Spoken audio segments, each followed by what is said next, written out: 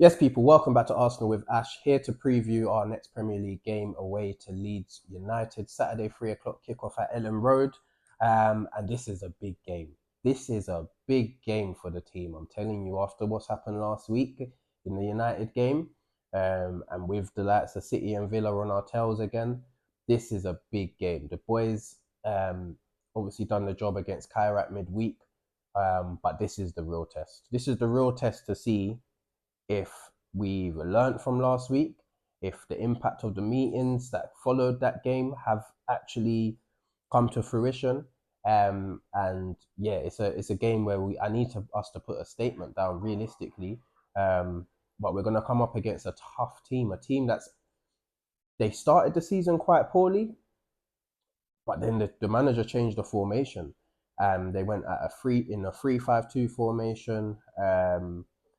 Obviously the wing backs high and wide, Dominic Calvert-Lewin a battering ram up there and getting into form, tight midfield three, and yeah, just causing a lot of problems. So they've only got one defeat in their last 11 games of football, which I believe was away at Newcastle. And in that time, they've played Liverpool a couple of times, they've played Chelsea, they played United. So yeah, this ain't no walkover game. And Elland Road is always a tough place to go. Obviously, earlier in the season, we played them very early in the season, in fact, and we won 5-0 at the Emirates, but it's a completely different team we're coming up against. So we're going to have to be at our best. But I'm expecting the boys to go out there and do the job, man, because ultimately we are the team in this fixture that are we're the better team. We're the better team. So we should be going out there and exerting our dominance, putting our foot on the ball. I want us to be more creative, take more risks, and it's an opportunity to do that because we should be able to lean back on our midfield and our defence to go and protect and do their job, and let the attacking players do their thing. So I want to see the team be more expansive.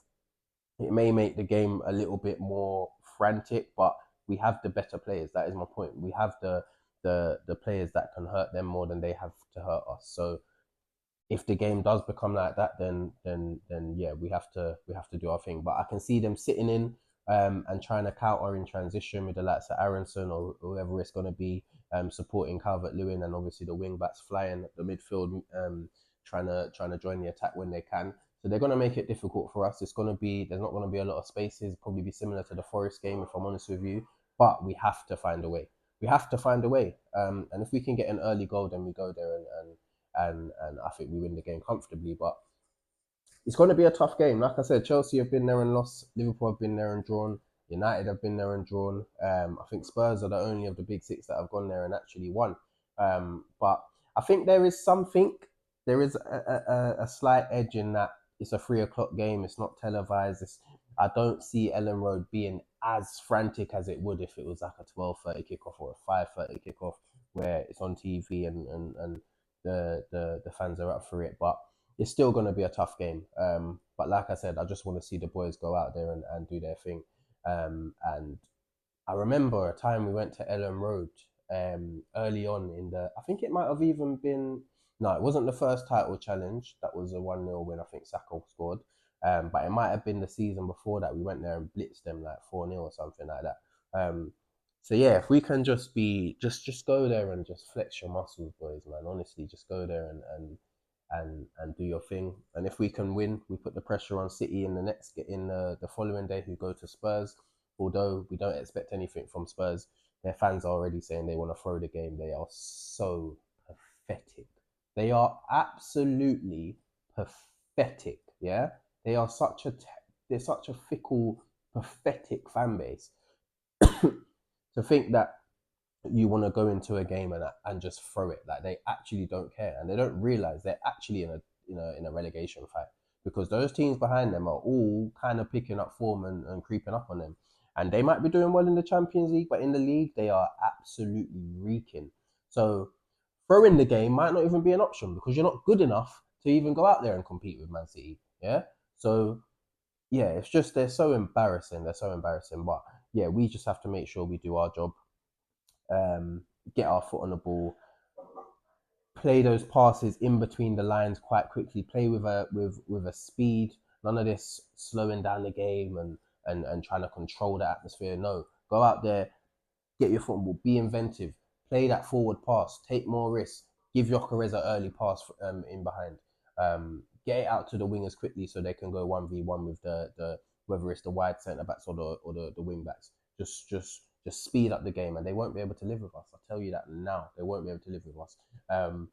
But yeah, in terms of the team news, we have pretty much a full fit squad. Obviously, I don't know what's happened off the back of the Kyrat game. Obviously, Saliba and Timber were known to have knocks, so we're out of that squad, but I think they should be fine for this game. But we haven't had Arteta's pre-match conference yet. Obviously, the boys probably have a couple more training sessions before this game as well.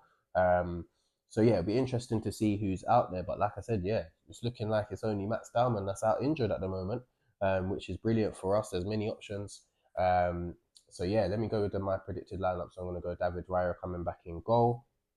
He wasn't even in the squad for the Champions League game, but obviously he's on number one. So as long as there's no injury there, I'm sure he'll start the game.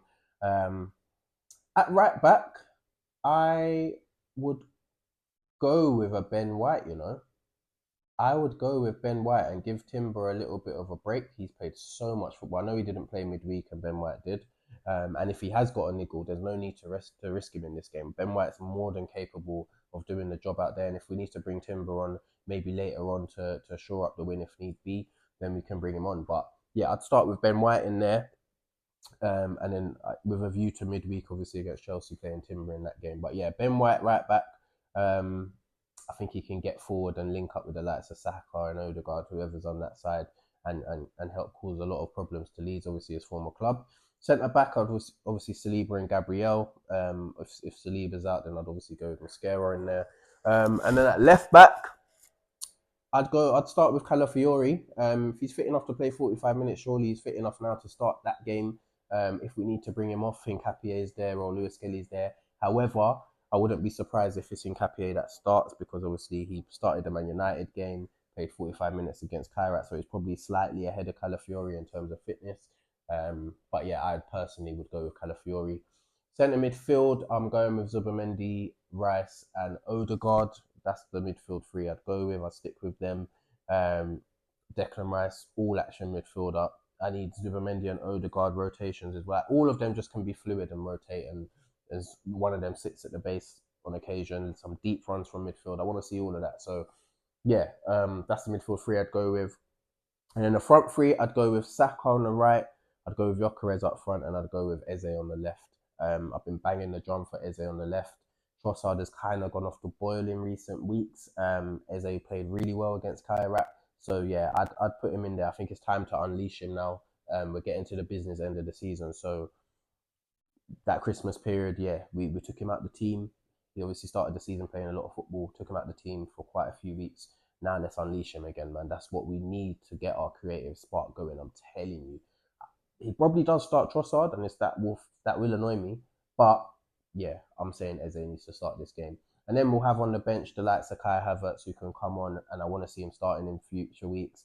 But Kai Havertz, Jesus, Martinelli, Madueke, Marino, will have lots of options on the bench to change the game if need be. But that's what I'd start with. But yeah, I'm going to go with the defense has been sloppy recently, man. So I wouldn't be surprised if we concede a goal. But I really do want to see us just... No, you know what? I think the defense need to focus on shoring up and being more, not compact, but just tighten up, stop all the errors and all of that rubbish. Let's go with a clean sheet for the boys and a 3-0 win. Go and flex your muscles and get a 3-0 win. I'm going to say 2-0 and then a late goal to make it 3. I'm going to go with Jokeres to continue his form on the road. I'm going to go with Saka to get a goal. He needs a goal as well. And I'm going to go with Eze to get a goal. So I'm going to go with that front three to score. 3-0 to the Arsenal. And yeah, hopefully it's happy days, man. But yeah, let me know your thoughts in the comments. Like, share, subscribe, all of that stuff. And we'll see you for the next.